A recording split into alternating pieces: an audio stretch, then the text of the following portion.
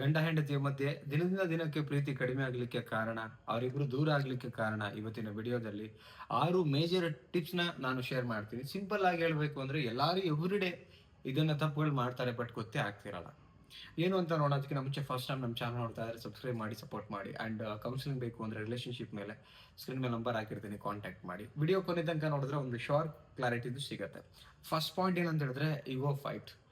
ಏನಾಗುತ್ತೆ, ಸಣ್ಣ ಪುಟ್ಟ ಜಗಳಗಳು ಏನು ಸ್ಟಾರ್ಟ್ ಆಗುತ್ತಲ್ಲ, ಆ ಜಗಳದಲ್ಲಿ ಏನು ಎಷ್ಟೋ ಜನ ಮಿಸ್ಟೇಕ್ಸ್ ಮಾಡೋದು. ಸಪೋಸ್ ನೀವು ಮಾಡ್ತಾ ಇದ್ರೆ ಕಮೆಂಟ್ ಮಾಡಿ, ಅವನೇ ಬಂದು ಮಾತಾಡ್ಸಲಿ, ನಾನು ಮಾತಾಡ್ಸಲ್ಲ. ಇವಳೇ ಬಂದು ಮಾತಾಡ್ಸಲಿ, ನಾನು ಮಾತಾಡ್ಸಲ್ಲ. ಒಬ್ರಿಗೊಬ್ರು ಒಂದು ಇಗೋ ಬರುತ್ತೆ ನೋಡಿ. ಇದು ಏನಾಗುತ್ತೆ, ಇಗೋ ಇಂದ ನೀವು ಗೆಲ್ತೀರಿ, ಬಟ್ ಸಂಬಂಧ ಸೋಲುತ್ತೆ ನನ್ನ ಪ್ರಕಾರ. ಹಂಗಂತೇಳಿ ಎಲ್ಲಾ ಟೈಮಲ್ಲೂ ಒಬ್ಬರೇ ಸಾರಿ ಕೇಳಬೇಕು ಅಂತಲ್ಲ. ಯಾರು ಹಾನೆಸ್ಟ್ ಆಗಿ ತಪ್ಪು ಮಾಡ್ತಾರೆ ಸಾರಿ ಕೇಳ್ಬಿಟ್ಟು ಸಂಬಂಧ ಗೆಲ್ಲಿಸ್ಕೊಳ್ಳಿ ಅಂತ ನಾನು ಹೇಳೋದು. ಇಲ್ಲಾಂದ್ರೆ ಸಂಬಂಧ ದೂರ ಆಗ್ತಾ ಬರುತ್ತೆ. ಈಗೋ ಏನಾಗತ್ತೆ, ಪ್ರೀತಿ ಸಾಯ್ತಾ ಬರುತ್ತೆ. First reason. ಸೆಕೆಂಡ್ ಏನು ಅಂತ ಹೇಳಿದ್ರೆ ಎಮೋಷನಲ್ ನೆಗ್ಲಿಜೆನ್ಸಿ ಅಂತ ಹೇಳ್ತೀವಿ. ಎಲ್ಲೋ ಒಂದ್ ಕಡೆಗೆ ಜೊತೆಗಿರೋ ಪಾರ್ಟ್ನರ್, ಗಂಡ ಇರ್ಬೋದು ಹೆಂಡತಿ ಇರ್ಬೋದು, ಏನಾಗತ್ತೆ, ಅವ್ರು ಸೈಲೆನ್ಸ್ ಇದ್ದಾಗ ಆ ಸೈಲೆನ್ಸ್ ಅನ್ನ ಅಬ್ಸರ್ವೇಷನ್ ಮಾಡಿರ್ತೀವಿ. ಯಾಕೋ ಮಂಕ ಕೂತಿರ್ತಾರೆ, ಬೇಜಾರಲ್ಲಿರ್ತಾರೆ, ಅದನ್ನ ಅಬ್ಸರ್ವ್ ಮಾಡಿದ್ರು ಸುಮ್ಮನೆ ಅವ್ರ ಪಾಡಿಗೆ ಇಟ್ಬಿಡೋದು, ನೆಗ್ಲಿಜೆನ್ಸಿ ಮಾಡಿ. ಅವಾಗ ಏನಾಗುತ್ತೆ, ಇವ್ರಿಗೆ ಜೊತೆಗಿರೋರಿಗೆ ಏನಿದು ನಮ್ಮ ಬಗ್ಗೆ ನಾವೇನೋ ಬೇಜಾರಲ್ಲಿದ್ದೀವಿ, ಚೂರು ಕೇರ್ ಮಾಡ್ತಿಲ್ಲ, ಏನು ಅಂತ ಕೇಳ್ತಿಲ್ಲ, ಸಾಂತ್ವನ ಕೂಡ ಕೊಡ್ತಾ ಇಲ್ಲ. ಅಟ್ಲೀಸ್ಟ್ ಕೇಳ್ತಾ ಇಲ್ಲ, ಸಾಂತ್ವನ ಹಾಳಾಗಿ ಹೋಗ್ಲಿ. ಸೊ ಇದೇನಾಗುತ್ತೆ, ಎಮೋಷನಲಿ ಇಬ್ರು ದೂರ ದೂರ ಮಾಡಕ್ಕೆ ಕಾರಣ ಆಗುತ್ತೆ. ಅದಕ್ಕೆ ಎಮೋಷನಲಿ ನೆಗ್ಲಿಜೆನ್ಸಿ ಮಾಡಕ್ ಹೋಗ್ಬೇಡಿ. ನೆಕ್ಸ್ಟ್ ಪಾಯಿಂಟ್ ಏನಂತ ಹೇಳಿದ್ರೆ ಅಪ್ರಿಸಿಯೇಷನ್ ಇಲ್ಲದೆ ಇರೋದು. ಹೆಂಡತಿ ಅಡ್ಗೆ ಮಾಡ್ಬೇಕಾದ್ರೆ ಗಂಡ ಅಪ್ರಿಸಿಯೇಷನ್ ಮಾಡ್ಬೇಕು. ಎಲ್ಲೋ ಅದು ಆಕ್ಚುಲಿ ಮಾಡ್ಲೇಬೇಕಂತ ರೂಲ್ಸ್ ಇಲ್ಲ, ಬಟ್ ಏನಾಗುತ್ತೆ, ಅವ್ರಿಗೂ ಖುಷಿ ಆಗುತ್ತೆ ಅಡ್ಗೆ ಮಾಡ್ಬೇಕಾದ್ರೆ.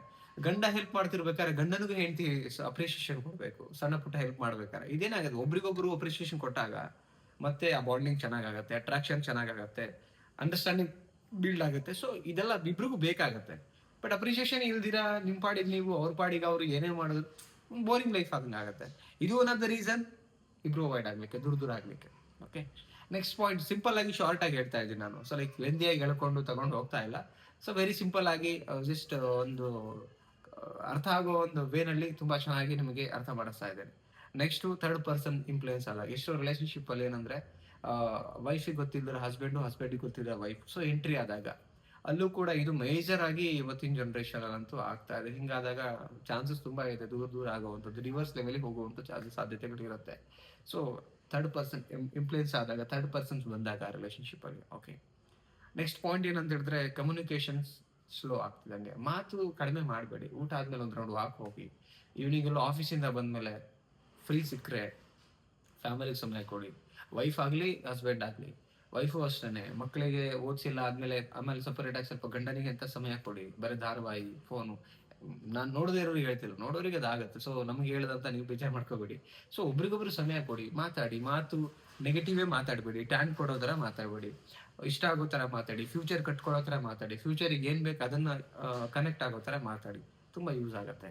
ಆಲ್ವೇಸ್ ನೆಗೆಟಿವ್ ಮಾತಾಡಿ ಜಗಳ ಮಾಡ್ಕೊಳ್ಳೋದು ಬೇಡ. ಮುಗಿತಾ, ನೆಕ್ಸ್ಟ್ ಒಳ್ಳೇದನ್ನೇ ಮಾತಾಡಿ. ನೆಕ್ಸ್ಟ್ ಬಂದೇನಂದ್ರೆ ರೆಸ್ಪೆಕ್ಟ್ ಕಡಿಮೆ ಆಗೋದು.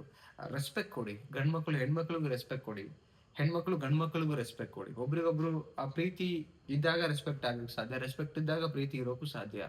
ಸೊ ಇದೆಲ್ಲ ಕ್ಯಾರಿ ಆಗ್ತಿದ್ದಂಗೆ ಏನಾಗುತ್ತೆ, ಒಂದು ಗಂಡ ಹೆಂಡತಿ ಸಂಬಂಧ ಉಳಿಯತ್ತೆ. ಇದು ಯಾವ್ದು ನಡೀತಿಲ್ಲ ಅಂದಾಗ ಆ ಗಂಡ ಹೆಂಡತಿ ಸಂಬಂಧದ ಮಧ್ಯೆ ಆಟೋಮೆಟಿಕ್ಲಿ ಪ್ರೀತಿ ಕಡಿಮೆ ಆಗಿ ಇಬ್ರು ದೂರ ಆಗೋ ಸಾಧ್ಯತೆಗಳು ತುಂಬಾ ಇದೆ. ದಯವಿಟ್ಟು ಅದು ಆಗ್ಲಿಕ್ಕೆ ಬಿಡಬೇಡಿ. ನಿಮ್ಗೆ ಏನ್ ಅನಿಸ್ತಾ ಇದೆ ಈ ವಿಡಿಯೋ ಬಗ್ಗೆ, ನಿಮ್ಮ ಪಾಯಿಂಟ್, ಲೈಕ್ ಯಾವ ಪಾಯಿಂಟ್ ಬೆಸ್ಟ್ ಅನಿಸ್ತು, ಬೆಟರ್ ಅನಿಸ್ತು, ಕಮೆಂಟ್ ಸೆಕ್ಷನ್ ಹೋಗ್ಬಿಟ್ಟು ಕಮೆಂಟ್ ಮಾಡಿ. ಇಷ್ಟಾರೆ ಒಂದು ಲೈಕ್ ಮಾಡಿ ಕಮೆಂಟ್ ಸೆಕ್ಷನ್ ಅಲ್ಲಿ ಅಂತ ಹೇಳ್ತಾ, ಅಂಡ್ ಎಲ್ರಿಗೂ ಶೇರ್ ಮಾಡಿ. ಕೌನ್ಸಿಲಿಂಗ್ ಬೇಕಾ ಕಾಂಟ್ಯಾಕ್ಟ್ ಮಾಡಿ, ಸಬ್ಸ್ಕ್ರೈಬ್ ಮಾಡಿ. ಮತ್ತೊಂದು ಟಾಪಿಕ್ ಅಲ್ಲಿ ಸಿಗೋಣ.